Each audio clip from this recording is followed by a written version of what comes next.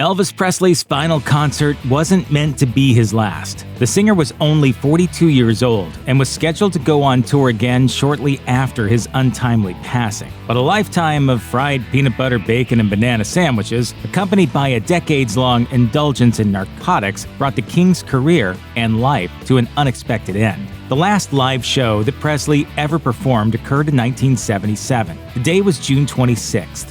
A date that kept popping up in Elvis history. It was his manager, Colonel Tom Parker's birthday. Plus, according to Rolling Stone, Elvis was first called to the Sun Records office on June 26, 1954. 3 years to the day after that, he spent his first night at Graceland. On June 26, 1979, Elvis's father died of heart failure. What could it all mean? It's all connected. A web of conspiracy that goes all the way to the top.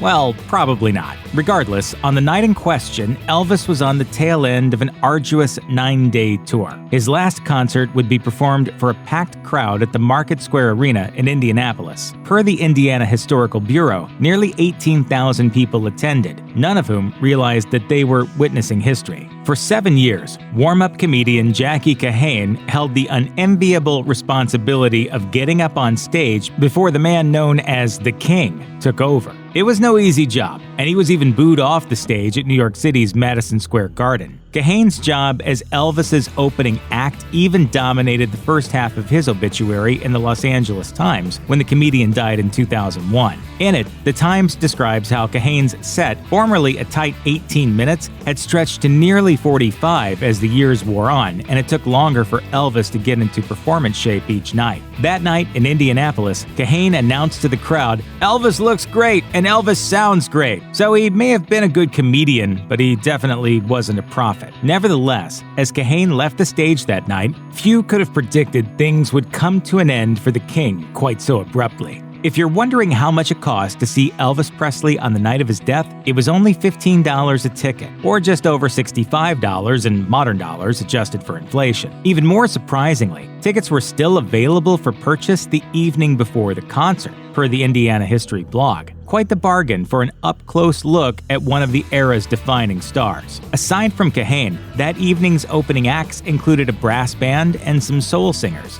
In fact, those openers performed for almost an hour and a half before fans would catch sight of the man they'd all been waiting for. The Indianapolis Star noted that for the Monday evening performance, Elvis had donned the now iconic white and gold jumpsuit, maybe to better facilitate the dance moves that still drove the audience wild. Of particular note to the reviewer, Elvis had limited his karate moves that evening, but nevertheless bounded on stage to kick off the show with a rendition of C.C. Rider, and still threw in a few of his signature leg jerks from his early days. For fans, it was a remarkable performance, especially given how difficult 1977 had been thus far for the King. According to Far Out magazine, Elvis had broken up with a long-term girlfriend, immediately became involved with a new woman, and was so out of it during some earlier performances that journalist Tony Sherman recounted how he'd been nearly impossible to understand at an earlier show in Louisiana. Despite that, the King rallied and got things together for that one evening in June, if only briefly. Critical reception for Elvis's final show was decidedly mixed.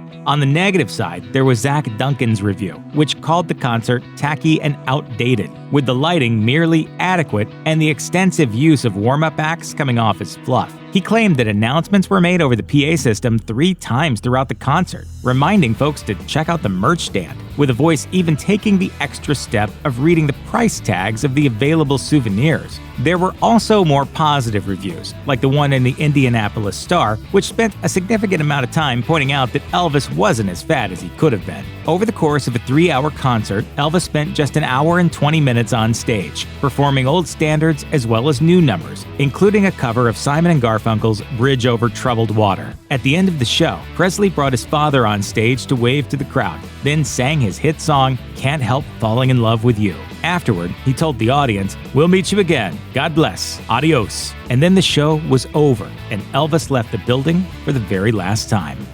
Check out one of our newest videos right here. Plus, even more grunge videos about your favorite musicians are coming soon. Subscribe to our YouTube channel and hit the bell so you don't miss a single one.